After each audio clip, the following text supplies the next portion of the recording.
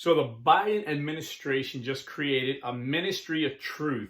If you're not familiar with that term, Google 1984, the book and the movie written by George Orwell, based on communism and how these communist states take control over their people. Of course, the Biden administration is not calling it the Ministry of Truth. They're calling it the Misinformation Governance Board, and they put a left-wing loon in charge, like literally put this crazy woman in charge. Her name is Nina Jankowicz. If you're not familiar with her, when she was 18, she made this song. I'm not going to play it because it's terrible, but I'm just going to read the lyrics so you can kind of get an idea of who's running our government today. This is one of her songs, the lyrics to the new head of this new bureaucracy, the Misinformation Governance Board. Part of Homeland Security, and that's another important point. Went and look at, here's the words, and I seen her singing it. She was 18 years old, singing this song on YouTube. You can find it. Singing about a 14-year-old boy, Harry Potter, the guy Harry Potter. Went looking for some prefects in the bathroom one day, but instead I found Harry. And so I said, hey, I helped him solve the mystery of the egg, but I'd like to solve the mystery between his legs. I hope that Harry drowns tomorrow in the lake so that our honeymoon we can take. You know that ghosts have work anatomies. What's better than that? We don't get STDs. So it gets worse from there. Excuse me. A lot of notes. I dropped some. I'm going to try and read them, but who knows if I'll even look at them. But just imagine a Republican in charge of a government bureaucracy singing about sex with a 14-year-old. Picture any Republican, what the media would do. The media is ignoring this story. Picture any man singing about a little girl, a 14 years old. The media is ignoring this story. The media is just full of double standards. The Democrat Party is full of double standards. But what's scary about this woman, she's in charge of misinformation, and she has pushed so much information, so easy to check. She tweeted that the Hunter Biden laptop was Russian misinformation. And lo and behold, now all the media 2 years later are admitting it. It's really his laptop, and he really is being investigated by the FBI. And they were just hiding it for 2 years from us. So this woman also pushed the Russian hoax, which if you remember, you had Adam Schiff coming on saying, oh, our committee has evidence and proof that Trump colluded with Russia. He's going to be indicted by the special counselor. And Devin Nunes, who sat on the same board, said, no, we don't. I haven't seen any of that. And then John Brennan, the former CIA, head of the CIA under Barack Obama, who a lot of people don't realize was a communist during the Cold War. And when Ron DeSantis mentioned this, said, we got Obama puts the head of the CIA, a communist, and he's out there saying that they have evidence of Russian collusion with Trump. And everybody said, oh, he wasn't a communist. Yet he came out and admitted in 1976, when he had a choice to vote for Jimmy Carter, Gerald Ford, or the American Communist Party representative Gus Hall, he voted for the communist Gus Hall. He admitted this. Because he had to take a lie detector test and admit to it when he became CIA director. But the media is so dishonest that if you go to political fact, which is just a left-wing operation who claims to be a legitimate fact checker, like we're dumb. They said that claim is mostly false. There's no proof that he was a card-carrying member of the Communist Party. Yes, he did vote for a communist, but only one time that we know of. He voted for a communist. He was a communist. It's amazing. But I'm going to tell you why this is so important to the American people, but especially to Catholic Christians in America. This is vitally important. We oppose this bureau with everything we have. Like Congresswoman Lauren Boebert said, This is the hill to die on. And I'm going to tell you why they're doing this. The left hates free speech because their ideas suck. So they don't want anybody to hear our ideas. So in the 80s, I remember so clearly Ronald Reagan going to a college to speak, and the kids wouldn't let him speak. These college kids shouted him down. And I thought this was so bizarre. This is supposed to be a bastion of free speech. So you disagree with the president of the United States. You're not going to let anybody else hear him because you don't want to hear him. And I see him do it to Ed Meese and every conservative Republican that would speak on college campuses. These college kids would shout him down. Now all these college kids are running the tech companies. Well, I'll get to that in a minute. But then, lo and behold, in the late 80s, I hear a man, the happiest guy, always joking, full of great ideas, conservative ideas, on the radio, named Rush Limbaugh. And people were dying for common sense, for smart ideas, smart solutions. And he presented the conservative argument to America, and he just took over AM radio. The Democrats were so petrified. Once Bill Clinton got in, he tried to shut that down. They tried to get this thing called the fairness doctrine. For every hour there's a conservative, the radio stations have to play a liberal. It's like, no, this is America. We have free speech and we have the market. There were liberals, but nobody was listening to them. So the radio stations got rid of them and put all these conservatives on because the liberals are so dumb. Their ideas are horrible. So they can't let you hear any other ideas. But they still had the media, they still had the mainstream media, Every poll in the last 40 years says 95% of media, reporters on TV or in print have never voted for a Republican. So the Democrats knew they had that locked down. So now they just got to figure out how to get rid of, talk radio. So, then when the tech boom came, then like in the 90s, I think like in the mid 90s, Fox came out and you had one network that gave a different opinion than all the other networks, and they blasted them. I mean, Barack Obama freaking investigated, used illegal search warrants on James Rosen, if you remember this, because he was investigating things that the White House was doing wrong. And it was a total attack. Even some liberals were like, whoa, this is an attack on freedom of the press. So this isn't new. This isn't new what I'm about, what they're trying to do here, shut us down. But then all their billionaire liberals took over the social media and they started shadow banning us. What that means is they wouldn't let the algorithms of conservatives go out.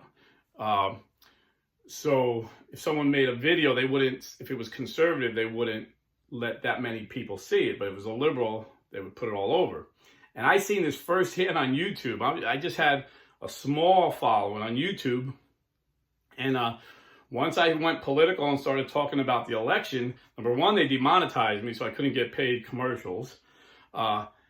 Number two, my views kept going down. I was like, this is weird. I got more subscribers than I ever had, but I'm having way less views. And I realized they were shadow banning me. And then not only that, I had friends and family call me and say, YouTube unsubscribed me. I was losing subscribers every day. YouTube was unsubscribing them. I heard, I think it was right after the election or right before the election, Brian Kilmeade said he lost 50,000 subscribers in one day. So it was like they were purposely doing this. And we said, well, it's a private company. They can do whatever they want. But it wasn't. These are publicly traded companies. But basically they're saying, well, it's not the government. Free speech is only guaranteed by the government. It's not guaranteed by these other social media platforms.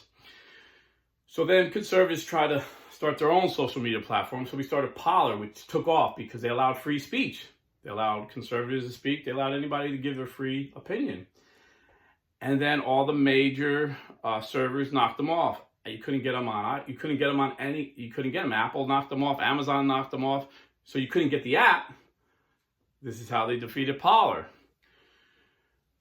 So lo and behold, I've been saying for years, We need one billionaire who he don't have to be a conservative. He could be Elon Musk, who's a liberal but believes in free speech.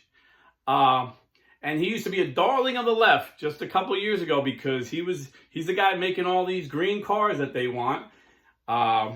Smoking weed on YouTube with Joe Rogan.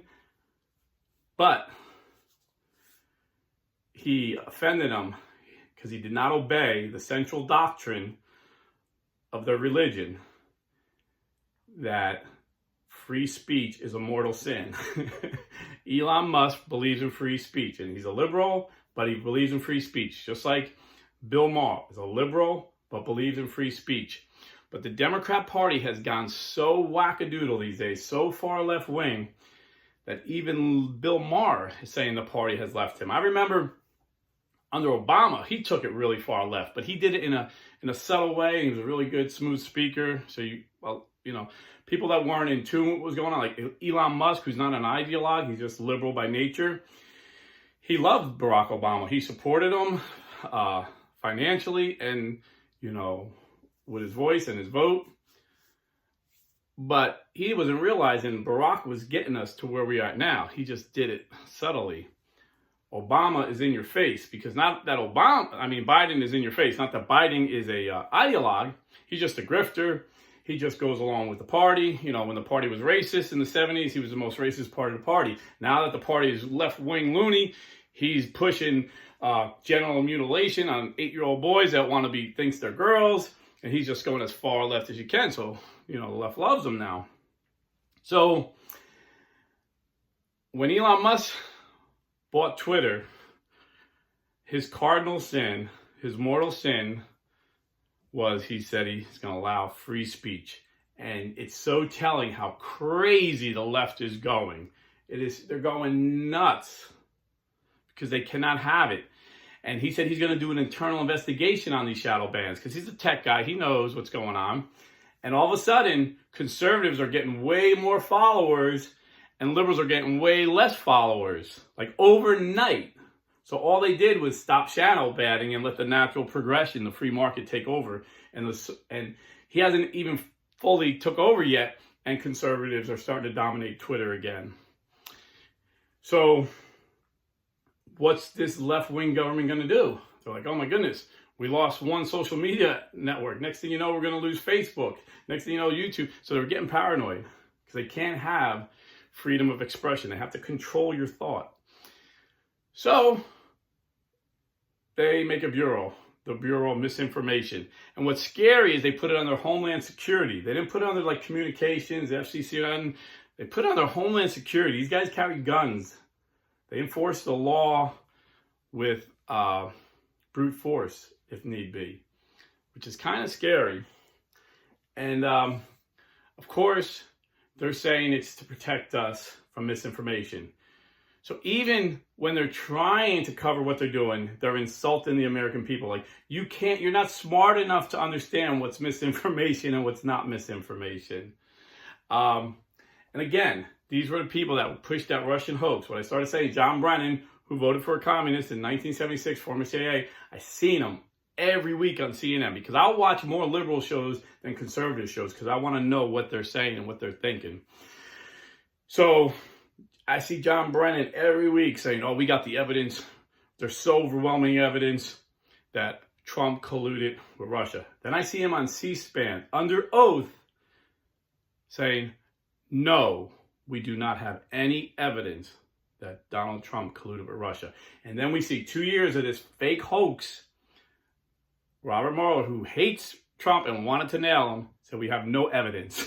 There was 2 years of investigation, tens of millions of dollars, dozens of lawyers and investigators, and it came up with zilch. It was a made-up hoax. And now we even know, even the media was forced to report that the Hillary Clinton campaign got fined $160,000 for making this hoax up.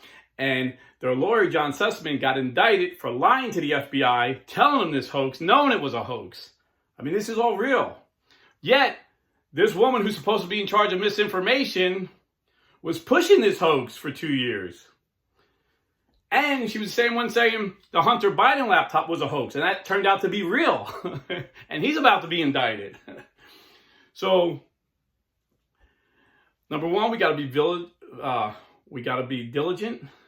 We got to vote these bums out in November. And there's one party that's against freedom of speech. They're called the Democrats. And there's another party that's for freedom of speech. They're called the Republicans. I have a lot of friends that say there's a uniparty, and on a lot of issues, you could call them the uniparty. But on free speech, it's clear. You have to vote Republican. You have to. Because the bedrock of any democracy is freedom of speech. If they can take our freedom of speech away, we're doomed. We are doomed.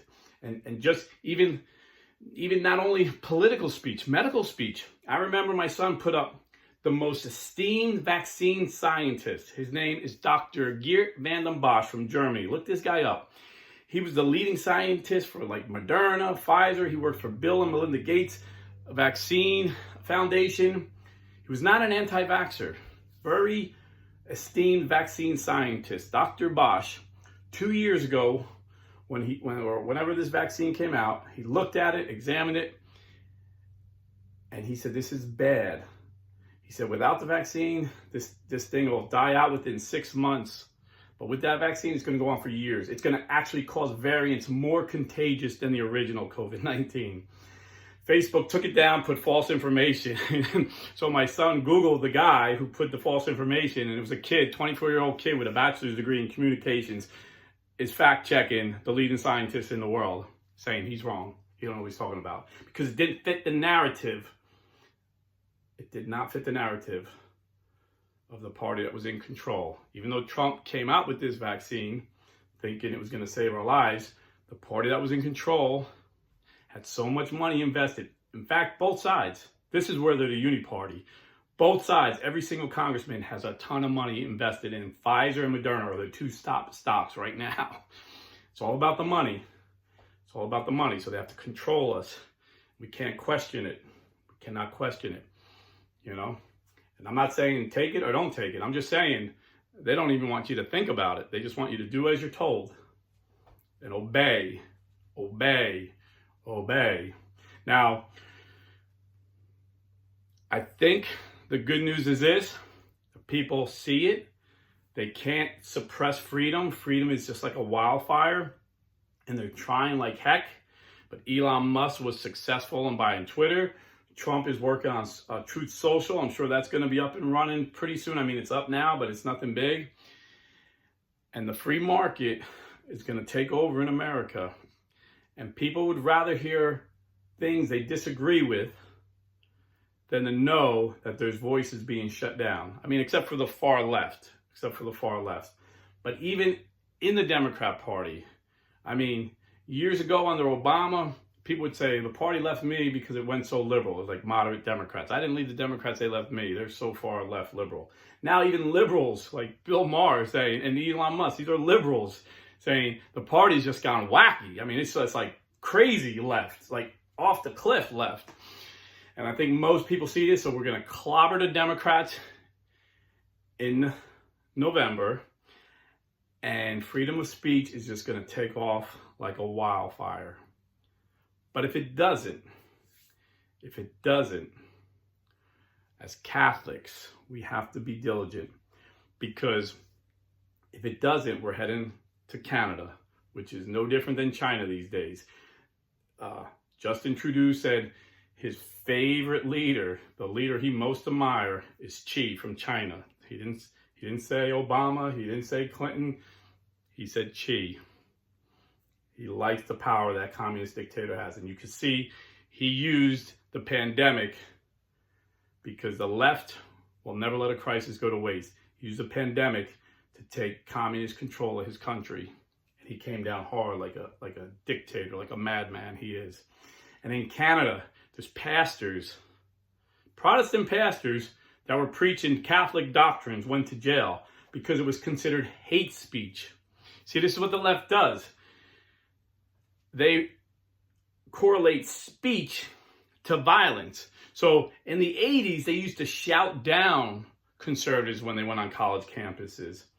Today, they attack them and beat them. Ben Shapiro had to have security cards because they were punching him, hitting him with sticks because they didn't want him to speak. And this is an Orthodox Jewish young man whose ancestors died in the Holocaust. And these ignorant, useful idiots in these colleges called him a Nazi. You know? And then you hear these left-wing people on the mainstream, you know, supposedly mainstream media saying, oh, Elon Musk wants free speech for straight white men. You know, see, because straight white men, we're not allowed to have free speech. But they're so ridiculous because the first man that was banned from Twitter was a gay man named Milo Yiannopoulos, who happens to be a conservative Republican. So they don't even make sense, and people are seeing it, and we're going to win this fight. But if we don't win this fight, if, God forbid, the Biden administration gets his way and they clamp down on free speech, and it's 1984 becomes a reality, which they're really trying to do. Read the book and look at their policies. If that happens, we have to obey the readings from today. In today's reading, St. Peter said, we must obey God rather than man. Like I said, there's pastors in Canada that are in jail for going to gay pride marches and telling the guys homosexuality is a sin. Pope Francis recently said we cannot bless same-sex unions because the church cannot bless sin. That would be punishable by prison in Canada. This is basic Catholic teaching. And you know, Protestants, they change like the wind. They're always changing their doctrines and beliefs. Catholic Church, we don't change. We're the ones that are going to get persecuted. So we got to be strong. We got to be strong. But the good news is this. We fight not against flesh and blood. We fight against spiritual principalities. So although we got to be counted in the political arena because we see our government trying to get communist control over free speech and everything else, the reality, what's behind this, what's always behind communism, and I say this, most people on the left don't believe in God. Their God is the state. Their God is the government. Now, their denomination might be communism, socialism, progressivism, liberalism, you know, different roads to the same God. Their God is government. They worship the government because they have a God-shaped hole in their heart and they're trying to fill it with government and virtue signaling. But we know the truth. Jesus Christ is real. He resurrected from the dead. There's overwhelming evidence of this truth. We know this truth as Catholics. We know he started one church, and we know historically that church can only be traced back to the Catholic Church. We know this. And Satan knows that all this freedom of information and freedom of speech is bringing more people into the Catholic Church than ever before in history. The Catholic Church is larger than it's ever been in history. We're living in the last days. I don't know if that means Christ is coming back tomorrow or Christ is coming back in the next century. But we're living in the last days according to the Bible. And Jesus' last prayer was, Father, let them be one as we are one. And we're seeing so many evangelicals come to the faith, like myself, like Catholic for Rednecks, who was a Word of Faith pastor, Scott Hahn, Steve Ray. And if you look at these guys, it started with the scholars, the Bible scholars and theologians, and these great PhD philosophers like Peter Criff, Francis J. Beckwith, the president of the Evangelical Bible Society. He was a scholar amongst Bible scholars in Protestantism. And you've seen, that's how it started, all these theologians and Bible scholars. But now, now it's regular guys like me and you, and we're all coming back and we're coming on fire, and Satan hates that. He hates to see the Catholic Church strong because he knows that we're part of Christ's mystical body.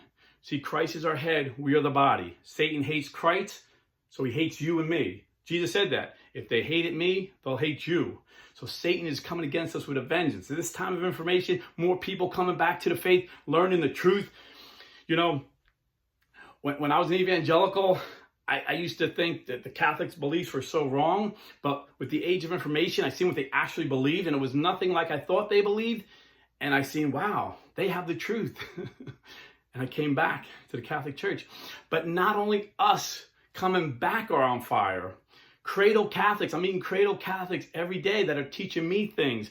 I had a subscriber, I didn't even know he had a YouTube channel. I'm going to shout him out.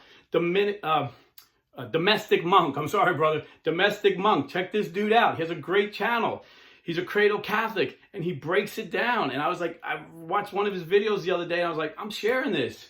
This is a Cradle Catholic, just a regular guy like me and you. And he's preaching the word strong. And I'm seeing that every day. These Cradle Catholics that stayed faithful through the hard times of the church, they stayed faithful, and they're stronger than me, and they're teaching me. And then I see guys like me who left and came back, and we're on fire, we're in love. We know, where else can we go to get the body and blood of Jesus Christ? When Jesus said, if you eat my flesh and drink my blood, you will have eternal life. If you eat my flesh and drink my blood, I will abide in you and you will abide in me. Where else can we go for this bread? There's nowhere else to go. So Satan knows the church is getting strong. And I think God's going to give America grace, because America is an exceptional nation. God has blessed America. And though we sin so many times, like people that God has blessed and people that God's grace has forgiven, we keep sinning. America was given this special grace and we keep sinning. But I believe there's enough believers in America for God's going to protect us, and he's going to give us more time to spread the gospel. I believe this with all my heart, and I'm excited. And I heard a Keith Green song the other day, and it used to be one of my favorites, and it just popped up in my feed, and I was like, wow. And I would sing it to you, but every time I sing, people ask me to sing in a different key, like Key West. So I'm just going to talk just a few lines to tell you where I think we need to be, how we need to be. He says, I pledge my head to heaven for the gospel, and I'll ask no man on earth to fill my needs. And then he says, I pledge my wife to heaven for the gospel. Though our love seems to grow more and more every day, like I told her when we wed, I'd rather be found dead than to love her more than the one who saved my soul. I pledge my sons and my daughter to the gospel. And though they're kicked and beaten, ridiculed and scorned, I will teach them to rejoice and lift a praise and thankful voice to him who bore the crown of thorns. This got to be our attitude. That no matter what happens, if the Biden administration goes full commie on us and shuts us down, we got to be willing to die for the gospel. We got to be willing to love Jesus more than our own lives. We got to teach our children, whether they're beaten, kicked, ridiculed, or scorned, they need to rejoice, because our home is in heaven. It's not here on earth. And we belong to the one holy Catholic Apostolic Church that Jesus Christ himself established. And my evangelical brother saying it's not about church. Yes, it is about church, because the church is the body of Christ. So if you love the body of Christ, if you love Jesus Christ, you have to love his church. Jesus said, they will know you are my disciples by your love for one another. So pledge your head to heaven for the gospel and stay Catholic.